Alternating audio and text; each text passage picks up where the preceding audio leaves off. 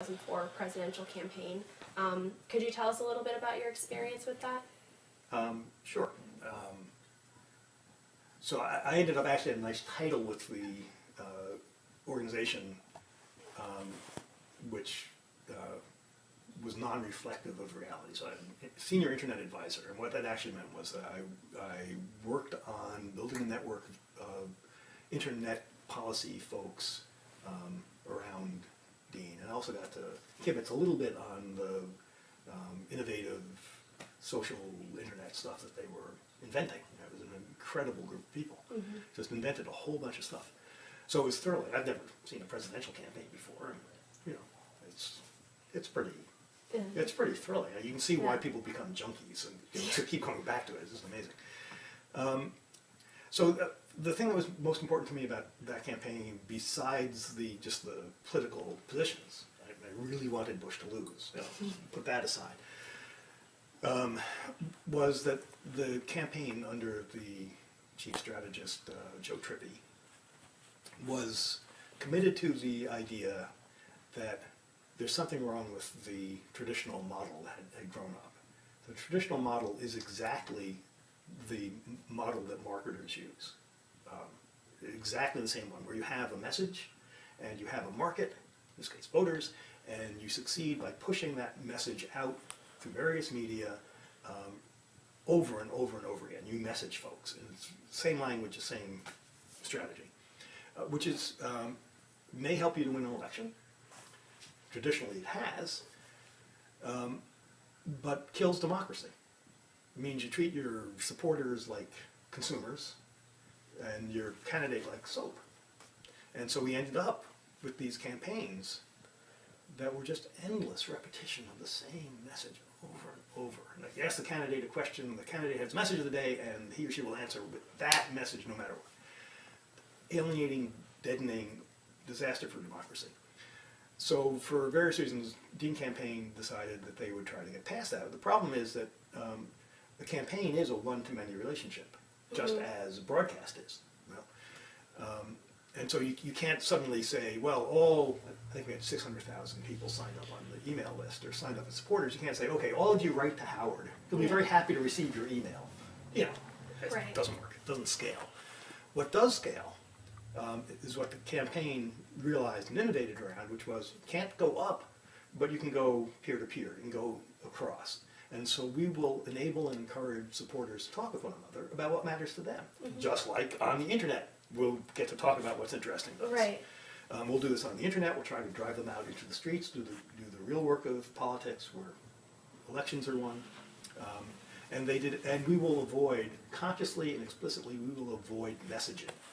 Just one quick example, when these sets of people who were networking themselves into small local groups were given the task of, if you want to, write to people in, I can't remember where now, Nebraska, telling them why you're voting for Howard Dean.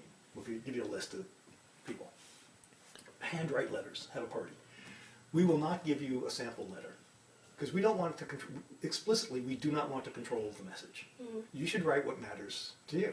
Now, we had one of these here, right in this room, and there's one person who was writing just this god-awful, inflammatory stuff that would certainly drive any supporter away, and you run that risk because you didn't control the message.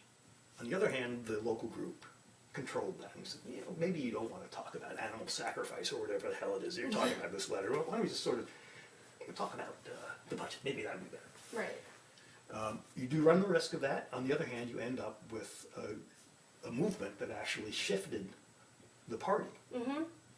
Didn't quite win the election, which would have been even better, but did shift the party and change politics. But, I mean, I also would argue that it really laid the foundation for the DNC to really set up some structure, which would then lead to the huge 2008 Democratic win with the presidency and Congress.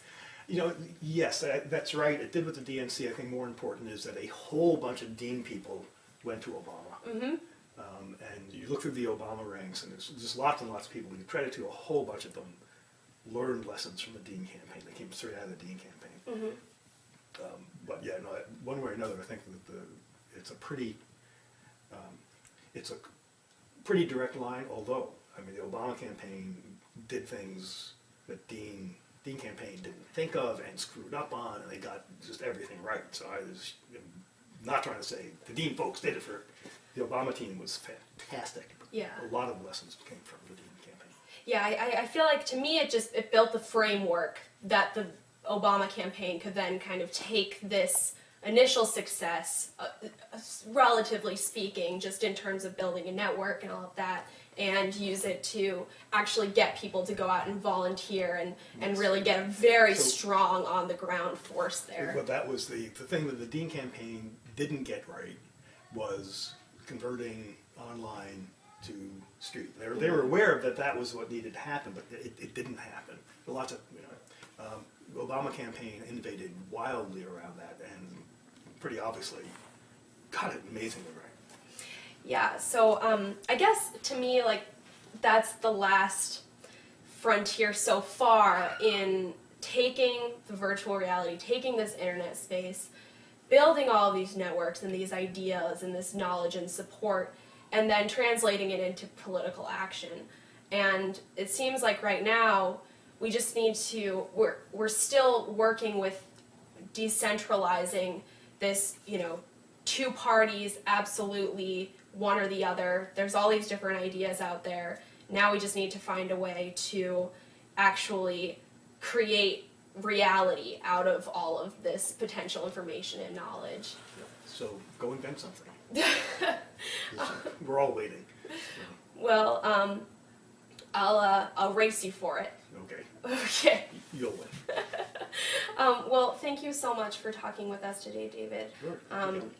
And David Weinberger is a senior researcher at the Berkman Center for Internet and Society at Harvard University. He is also the author of the Clue Train Manifesto, co-author, and we are very excited to talk to him about tech today. Thank you, and we'll talk to you soon.